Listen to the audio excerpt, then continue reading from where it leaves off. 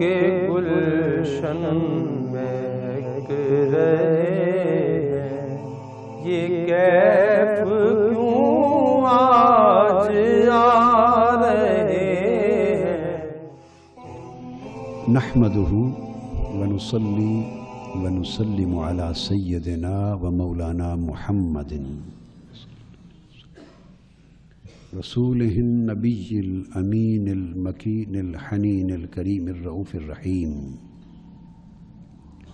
اما بعد فاعوذ باللہ من الشیطان الرجیم، بسم اللہ الرحمن الرحیم۔ وَأَن لَوِ اسْتَقَامُوا عَلَى الطَّرِيقَةِ لَأَسْقَيْنَاهُم مَّاءً غَدَقًا۔ صدق اللہ مولانا العظیم۔ معزز مشائخ و علماء کرام، خواتین و حضرات، مہمانان گرامی، حاضرین و سامعین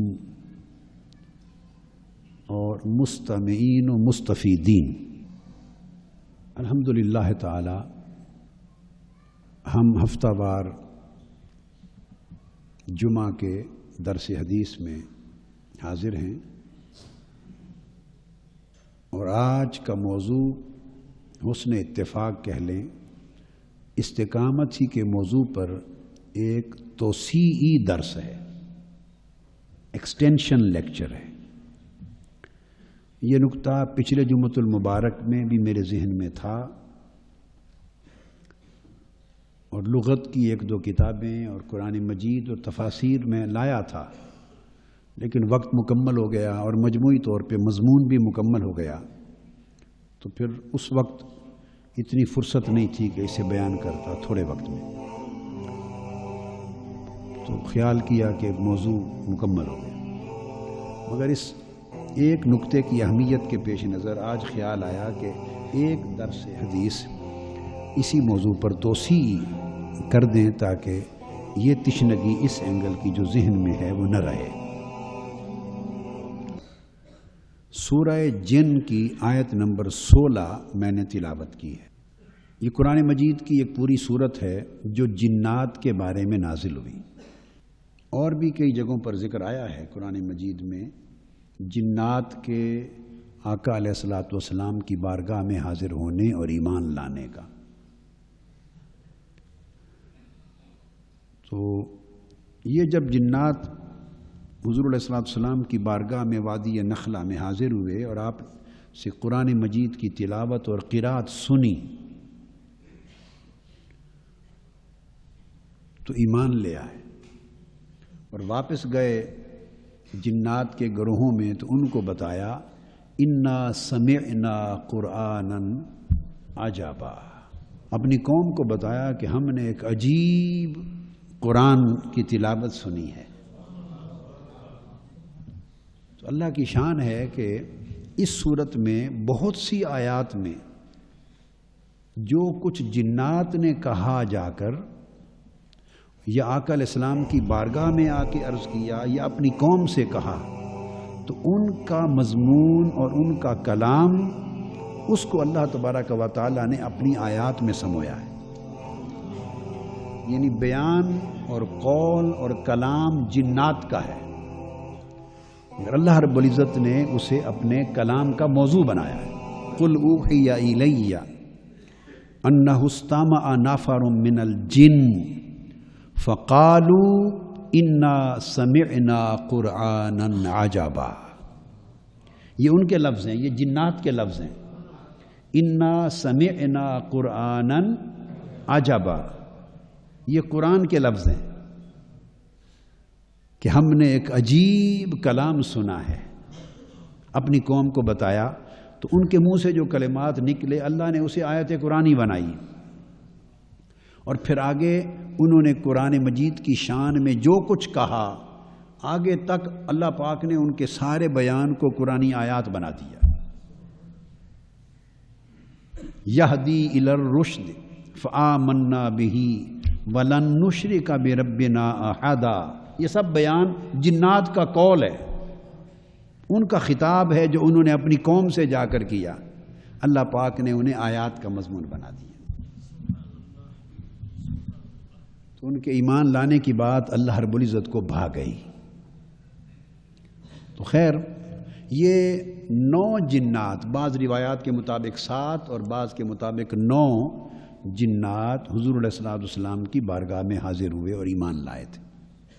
انہوں نے جا کر اپنی قوم کو جب خبر دی تو پھر کثیر تعداد میں آئے، اور پھر 70 جنات کی ایک اور جماعت آئی اور وہ آقا علیہ السلام کے دست اقدس پر بیعت کی اور مسلمان ہوئے اور ایمان لائے۔ اسی طرح پھر آنے لگے، تو پھر انہوں نے اپنے احوال آقا علیہ السلام کی بارگاہ میں بیان کیے، تو قرآن مجید میں اس کا ذکر آ رہا ہے۔ تو اسی تسلسل میں اور انہی کے مضمون کے تسلسل میں آگے چل کر یہ آیت کریمہ آئی ہے، جسے آج استقامت کے موضوع کے توسیعی درس کے لیے میں نے جس کی تلاوت کی۔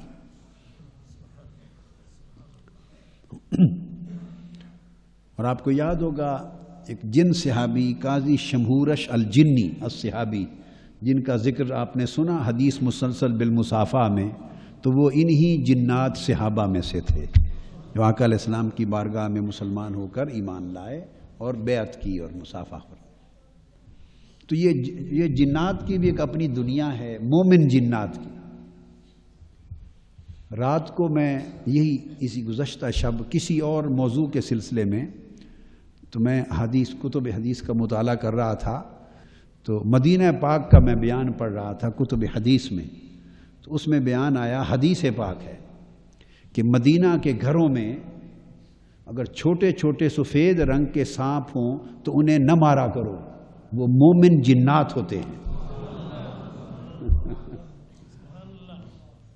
تو صحابہ کرام کے واقعات تھے حدیث کی کتب میں کہ اگر چاندی کی طرح سفید رنگ کا چھوٹا سانپ ہو اور مدینہ کے گھروں میں ہو تو صحابہ ان کو منع کرتے تھے، کہتے تھے 3 دن انتظار کرو، حاضری کے لیے آیا ہوگا آقا کی بارگاہ میں مومن جنات میں سے، اہل ایمان جنات میں سے۔ تو 3 دن ان کو مہلت دیتے سانپ کو، پتہ چل جاتا کہ جن تھا، حاضری دے کے چلا گیا، اگر نہیں ہے تو پھر بعد میں۔ خیر، اس طرح کی بہت سی حدیث ہیں، تفصیلات ہیں۔ تو اس آیت کریمہ کی طرف آتے ہیں جس کی تلاوت کی اور جو آج کا موضوع ہے۔ چنانچہ اس میں اللہ رب العزت نے ارشاد فرمایا، اب یہ جو آیت جو آج تلاوت کی، اس میں جو کلام ہے یہ اللہ رب العزت کا کلام ہے۔ ارشاد فرمایا، وَأَلَّوِ اسْتَقَامُوا عَلَى الطَّرِيقَةِ لَأَسْقَيْنَاهُمْ مَاءً غَدَقًا۔ اس آیت کریمہ کا ذکر میں نے استقامت کے موضوع پر جب قرآن مجید کی روشنی میں ابتدائی چند درسوں میں بات ہوئی تو میں نے ریفر کیا تھا، اس آیت کریمہ کا بیان کیا تھا، مگر اس وقت اس کی تفسیر اور شرح کی طرف نہیں گیا۔ اللہ رب العزت نے ارشاد فرمایا، اگر وہ لوگ طریقت پر استقامت اختیار کریں، اگر طریقت پر استقامت اختیار کریں، 2 باتیں کہیں۔ ایک تو میں نے اس وقت بھی مینشن کیا تھا کہ قرآن مجید میں لفظ طریقت یہ قرآن مجید میں استعمال ہوا ہے، جیسے شریعت، طریقت، حقیقت، معرفت، تصوف اور سلوک کے لیے جو کلمات آئے ہیں، تو طریقت کا لفظ قرآن مجید میں یہ اصطلاح استعمال ہوئی ہے۔ اور اگر پوچھیں کہ طریقت کے لیے کوئی قرآن مجید میں سند ہے، اصطلاح کی بھی سند اور تصور کی بھی سند، تو تصور میں تو بہت سی آیات کریمہ ہیں، مگر یہ آیت کریمہ طریقت کی اصطلاح پر قرآن کی سند ہے۔ ارشاد فرمایا اللہ تبارک و تعالیٰ نے کہ اگر وہ طریقت پر استقامت اختیار کرتے،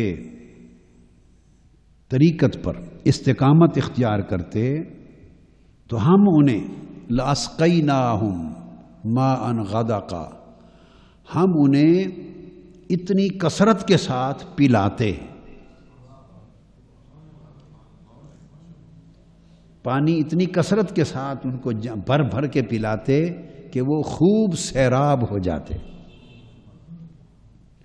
اور جو طریقت پر استقامت اختیار کریں ہم انہیں اتنی کثرت کے ساتھ پانی پلائیں گے، اور جو پانی ہے یہ ماء الست ہے، یہ شراب طہور ہے، یہ شراب معرفت ہے۔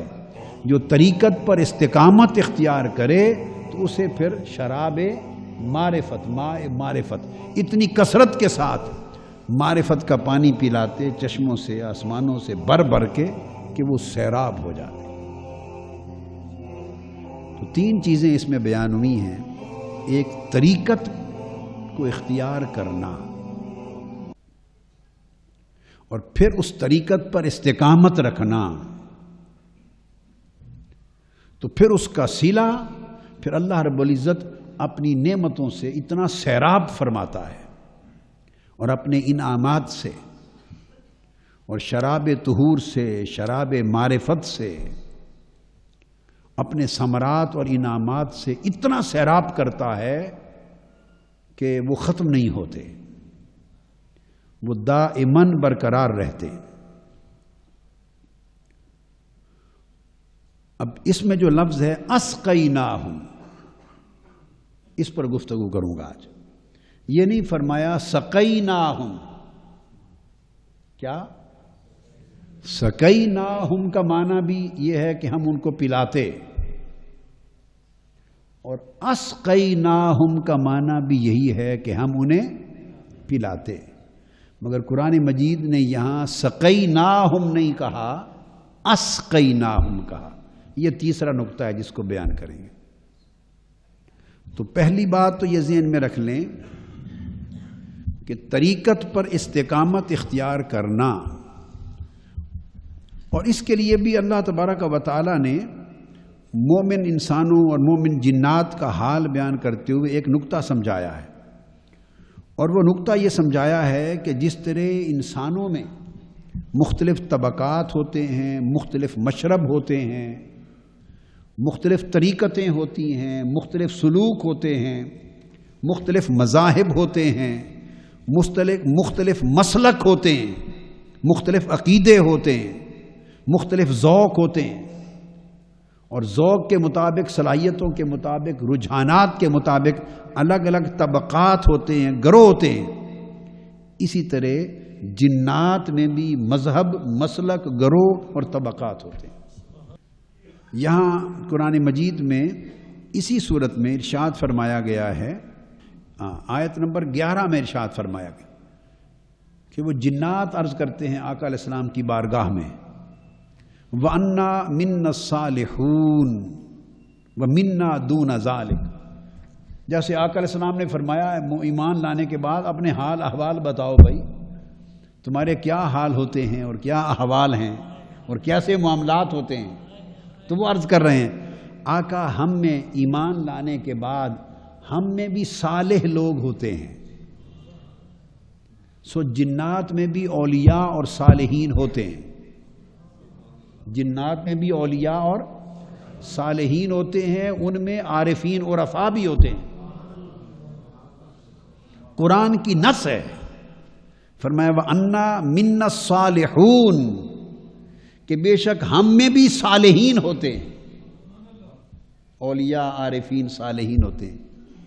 وَمِنَّا دُونَ ذَلِكَ، اور ہم میں ان سے کم درجے کے لوگ بھی ہوتے ہیں، یعنی عام مسلمان جنات بھی ہوتے ہیں، کم درجے کے لوگ گنہگار بھی ہوتے ہیں، ان میں فاسق و فاجر بھی ہوتے ہیں، اور عام نیک مسلمان بھی ہوتے ہیں، اور درجہ صالحیت پر اولیاء اور صالحین بھی ہوتے ہیں۔ اور آگے کہتے ہیں کُنَّا طَرَائِقَ قِدَدًا، یہ لفظ ہیں قرآن مجید کی، کُنَّا طَرَائِقَ قِدَدًا، کہ ہماری بھی بہت ساری طریقتیں ہوتی ہیں، ہم میں بھی بہت ساری طریقتیں ہوتی ہیں۔ طرائق معنی ہے طریق کا اور طریقہ کا جمع، تو ہمارے بھی بہت سارے طریقے ہیں، طرق ہیں۔ الگ الگ راستے ہیں، الگ الگ مشرب ہیں، الگ الگ مزاج ہیں، مسلک ہیں، مذہب ہیں. تو جنات میں بھی سنی بھی ہوتے ہیں، شیعہ بھی ہوتے ہیں. یہ تحقیق کی بات ہے. اب موضوع نہیں نا، میں تفصیلات میں نہیں جا رہا، ایسے نکتے بتا رہا ہوں. ان میں بھی سنی شیعہ ہوتے ہیں اور پتہ نہیں انسانوں کی طرح مار پیٹ بھی کرتے ہیں اور لڑائی جھگڑے بھی کرتے ہیں، جیسے یہ گتھم گتھا ہو جاتے ہیں. اور ان کے بھی مختلف عقیدے ہوتے ہیں، بد عقیدہ بھی ہوتے ہیں، صحیح العقیدہ بھی ہوتے ہیں. ان میں بھی خوش عقیدہ عاشق اور محبت والے بھی ہوتے ہیں اور بد عقیدہ اور گستاخ بھی ہوتے ہیں. اور پھر ان میں کافر اور مشرک بھی ہوتے ہیں. اور پھر مشرب ان کے الگ الگ ہوتے ہیں، ان کی الگ الگ طرق، الگ الگ واسطے راستے بھی ہوتے ہیں. اس کا بیان قرآن میں کہا وَكُنَّا كُنَّا طَرَائِقَ قِدَدًا. ہمارے بھی یا رسول اللہ مختلف طرق ہیں، مختلف طریقے اور سلوک ہیں، اور مختلف مذہب اور مختلف مشرب ہیں. اور یہ تو میں نے ایک بات کہی. تو ان جنرل کہا پھر اللہ پاک نے کہ اگر وہ طریقت پر، اور طریقت سے مراد راہ حق ہے. طریقت سے مراد کیا ہے؟ راہ حق ہے. امام ابو عبد الرحمن السلمی صاحب طبقات، وہ اپنی تفسیر قرآن مجید میں جو تفسیر سلمی، اس میں روایت کرتے ہیں امام واسطی کے طریق سے. فرماتے ہیں کہ الطریقہ، یہ جو آیت نمبر 16 میں یہ بیان ہوا ہے،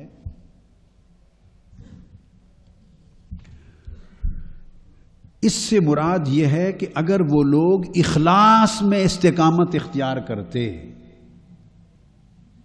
تو طریقت ذہن میں رکھ لیں کہ ایک ہے شریعت، قرآن و سنت اور اوامر و نواہی کے جو ظاہری احکام ہیں ان پر عمل کرنا اور اس کی طاعت بجا لانا، یہ شریعت ہے. اور پھر اس احکام شریعت کی بجا آوری میں خالص نیت کو خالص رکھنا، اخلاص قائم کرنا، اور صرف اللہ کی رضا کے لیے کرنا، اور اپنے عمل میں صدق رکھنا، اور اللہ پر یقین و توکل رکھنا، اور غیر کی نیت اور غیر کی اغراض اور مقاصد کی ملاوٹ کو اپنے عمل میں شامل نہ ہونے دینا. نیت کو، عمل کو، طاعت کو اللہ کے لیے خالص رکھنا.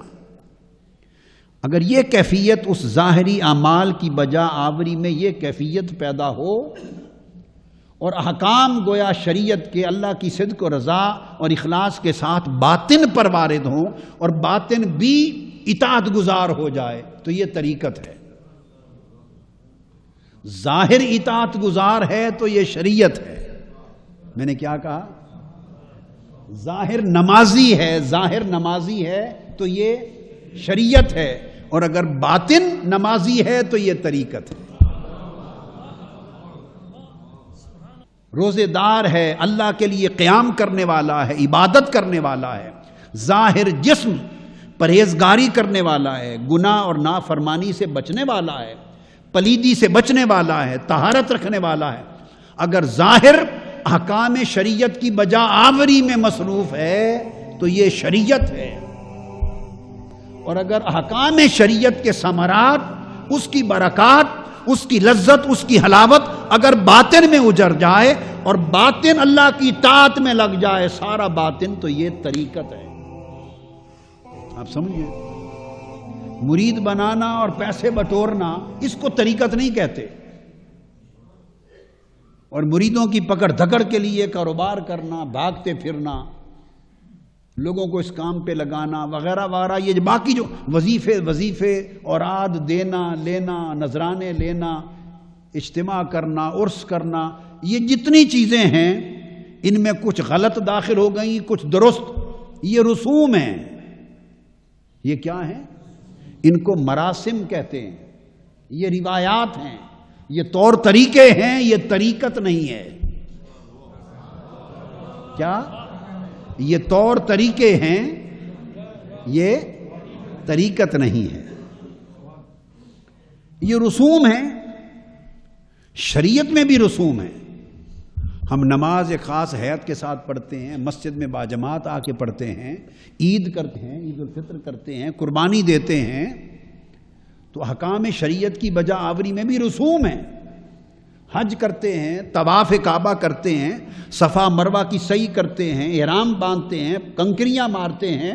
یہ جو اعمال ظاہر کی رسمیں ہیں، یہ احکام شریعت میں مناسک، یہ بھی رسوم ہیں.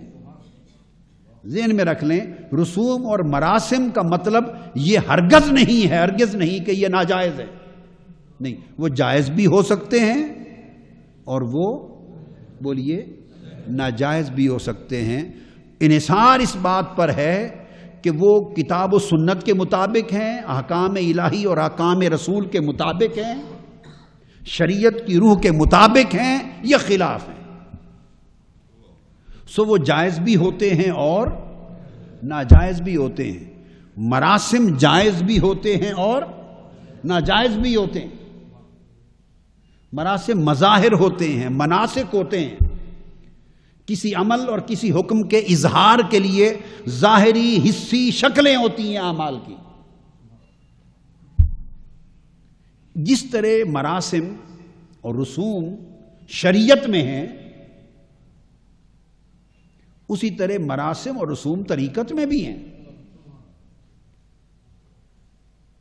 یہ عرس ہیں، اجتماع ہیں، حلقات ذکر ہیں، بیعت ہے، مشائخ سے نسبت ہے، یہ سارے طور طریقے یہ طریقت میں بھی رسوم اور مراسم ہیں. مگر چونکہ طریقت کا نام لگ گیا، اس کا مطلب یہ نہیں کہ اس نام پہ جو کریں وہ جائز ہے. نہیں، اگر اس میں لوٹ مار ہے تو ناجائز ہیں. لوٹ مار ہے تو ناجائز ہیں، اور اگر بغرض یار ہے تو جائز ہیں. بغرض نیت خالص ہے یار کے لیے، محبوب کے لیے، یعنی اخلاص ہے، للہیت ہے اور تابع شریعت ہے تو جائز ہیں. تو میں نے یہ کہا کہ نہ میں نے مطلقاً ناجائز کہا نہ مطلقاً جائز کہا. یہ حکم ہے کہ آپ کر کیا رہے ہیں. یہ تسبیح کو ہاتھ میں رکھنا پڑھنا یہ مراسم میں سے ہے. اور سنت تو مراسم میں سنت بھی ہوتی ہے. جب میں نے بتایا مناسک حج بھی مراسم ہیں، مناسک بھی مراسم ہی تو ہے نا. آپ سمجھ گئے نا. یہ احرام باندھ دیا، اتار دیا، ناخن کاٹنے چھوڑ دیے، بال کاٹنے چھوڑ دیے، ذی الحجہ کا چاند چڑھا تو 10 دن قربانی تک بال نہ کٹوائے، یہ سب مراسم ہیں. مناسک شریعت کے سب مراسم ہوتے ہیں، رسوم، اور یہ جائز ہیں اگر تابع سنت اور تابع شریعت ہیں. اسی طرح طریقت میں بھی مناسک اگر تابع شریعت ہیں تو جائز ہیں، اگر شریعت کی روح کے خلاف ہیں تو ناجائز ہے. لہذا اندھا دھند نہ کسی کا اقرار کرنا چاہیے اور نہ اندھا دھند کسی کا انکار کرنا چاہیے. آنکھیں کھول کے دیکھنا چاہیے کہ کیا حق ہے کیا باطل ہے. منہاج القرآن آنکھیں کھول کے حق باطل دکھانے کا نام ہے. منہاج القرآن نام اسی معرفت کا ہے کہ نہ اس میں اندھا دھند اقرار ہے نہ اندھا دھند انکار ہے.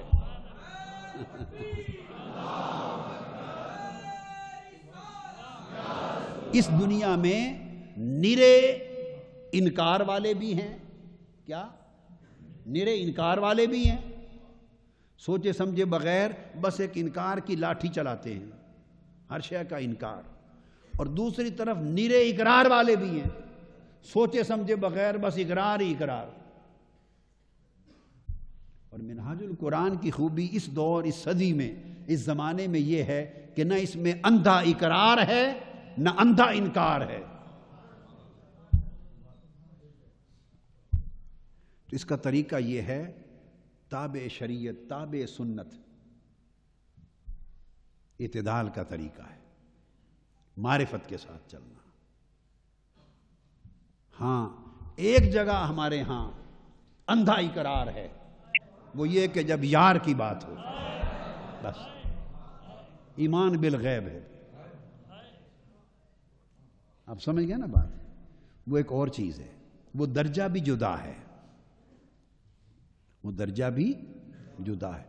تو سمجھا یہ رہا تھا کہ طریقت نام ہے، شریعت اگر باطن پر وارد ہو تو اسے طریقت کہتے ہیں. کیا احکام ظاہر پر وارد ہوں تو شریعت کہتے ہیں. کیا احکام ظاہر پر جسم پر وارد ہوں تو شریعت کہتے ہیں، اور وہ شریعت اگر قلب و باطن پر روح پر وارد ہو جائے تو طریقت کہتے ہیں. آپ بات کو سمجھ گئے نا؟ یا آگے چلیں اور سمجھیں.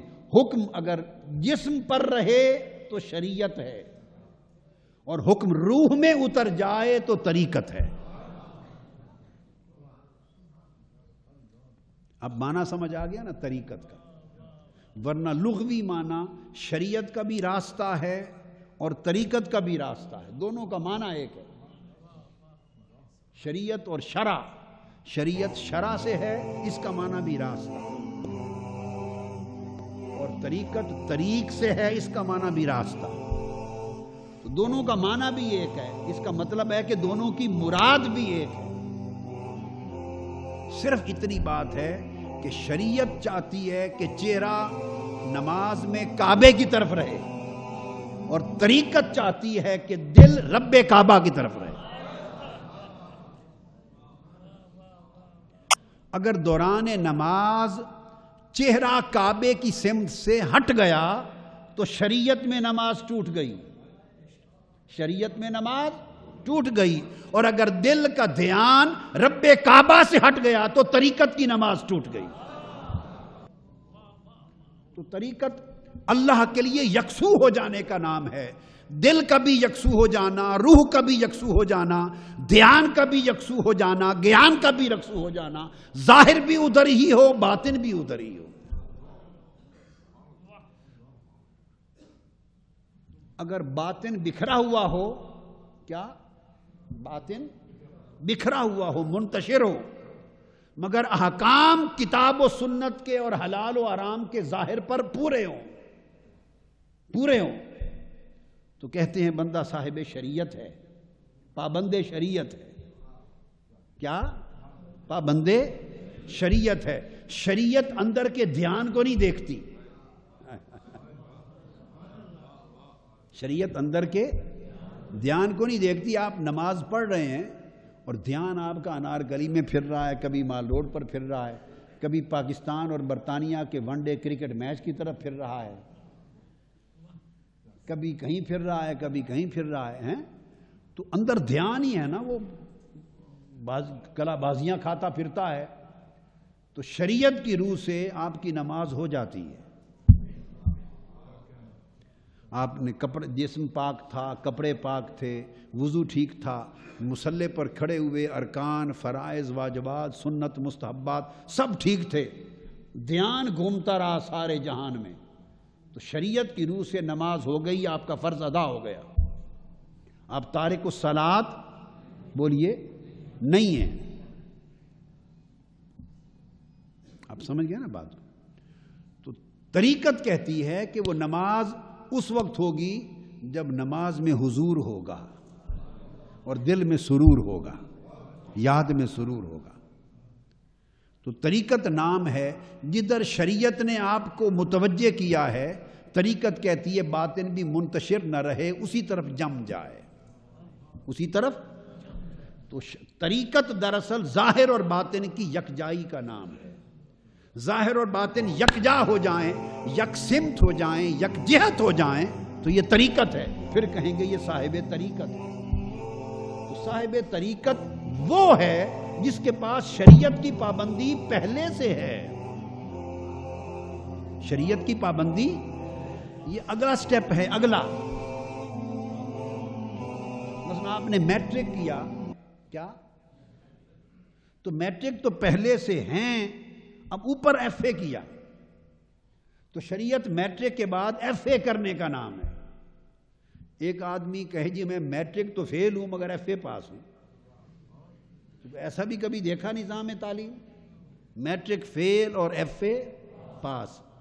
یہ مثال ہے اس پیر کی, جھوٹے پیر کی, جو کہے کہ شریعت کی پابندی ہم پر نہیں, ہم اہل طریقت ہیں. شریعت نہیں, ہم طریقت والے ہیں, یعنی میٹرک فیل ہیں, ایف اے پاس ہیں. تو کون سا بے وقوف آپ کو ایف اے کی سند دے گا جب میٹرک ہی پاس نہیں ہے؟ آپ سمجھ گئے نا؟ تو میٹرک پاس ہوگا تو ایف اے ملے گی. میٹرک پاس کیا تو صاحب شریعت ہو گئے. میٹرک احکام شریعت کی بتا رہا ہوں کہ یہ نہ کہیں قاضی صاحب نے میٹرک پاس کو شریعت کہہ دیا, نیا فتویٰ لگ گیا. ویسے تو اب اللہ کا شکر ہے 15 سال بیت گئے, پہلے لوگ فتوے بازی کرتے رہتے تھے, اب تو کبھی وہ بھی نہیں سنے ہم نے, اب کرتا ہی کوئی نہیں. اب ہم جو کہتے رہیں, جو کرتے رہیں, اب کوئی نہیں بولتا. یہ بھی اللہ کی شان ہے, یہ بھی اللہ کی شان ہے. پہلے کچھ کہتے بھی نہیں تھے پھر بولتے تھے, پہلے کچھ بھی نہیں کہتے تھے تب بھی بولتے تھے, اب سب کچھ کہتے رہتے ہیں اور کرتے رہتے ہیں. اور یہاں آ کے بوڑھے بوڑھے عشق محبت میں وجد و رقص بھی کرتے رہتے ہیں, پر اب بولتا کوئی نہیں, اب بولتا کوئی نہیں. زمانے زمانے کا فرق ہے نا, زمانے زمانے کا فرق ہے. اچھا, تو میں یہ عرض کر رہا تھا, میٹرک پاس کر لیا تو سمجھیں اصطلاح میں سمجھانے کے لیے بلا تشبیہ اور بلا مثال سمجھانے کے لیے سمجھو شریعت کی پابندی ہو گئی. ایف اے کر لیا تو طریقت ہو گئی, اوپر بی اے کر لیا تو حقیقت ہو گئی, ایم اے کر لیا تو معرفت ہو گئی. اب کوئی یہ کہے کہ میں تو صاحب معرفت ہوں, ایم اے پاس ہوں, مگر بس ذرا بی اے میں رہ گیا تھا, بی اے فیل ہوں. تو کسی بی اے فیل کو کوئی یونیورسٹی ایم اے کی ڈگری دے گی؟ جی, وہ تو اس یونیورسٹی والے کو بھی اندر کر دیں گے اگلے پکڑ کے. اور ایف اے پاس کو کوئی بی اے کی ڈگری ملے گی؟ اس طرح میٹرک پاس کو ایف اے کی نہیں ملتی. سمجھانا مقصود یہ تھا کہ بابا یہ درجے ہیں, اور ہر اوپر والے درجے کے لیے نچلا درجہ لازم ہے. میٹرک ہوگا تو ایف اے ہوگا, پھر ایف اے ہوگا تو بی اے ہوگا, پھر بی اے ہوگا تو ایم اے ہوگا. اسی طرح شریعت ہوگی تو طریقت ہوگی, پھر طریقت ہوگی تو حقیقت ہوگی, حقیقت ہوگی تو معرفت ہوگی. آپ سمجھیں؟ اور یہ چاروں ہوں گی تو ولایت ہوگی, پھر ولایت ہوگی, کامل ہوگی.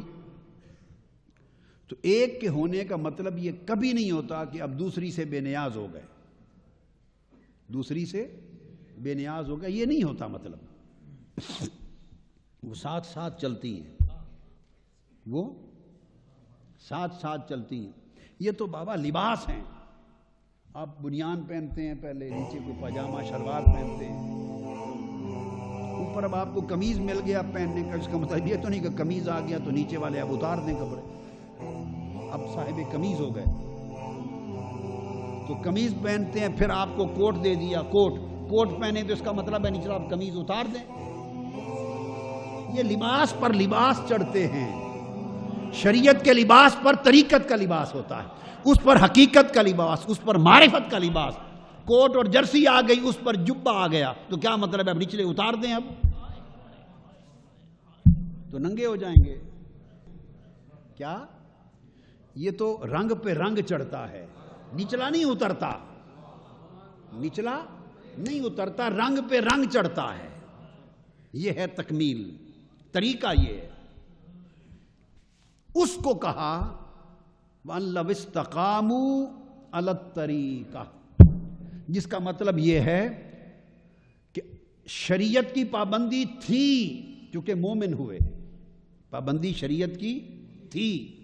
اب اس کے بعد طریقت پر آ گئے اور طریقت میں استقامت اختیار کر لی, تو پھر لَأَسْقَيْنَاهُمْ, پھر ہم ان کو پلا دیتے.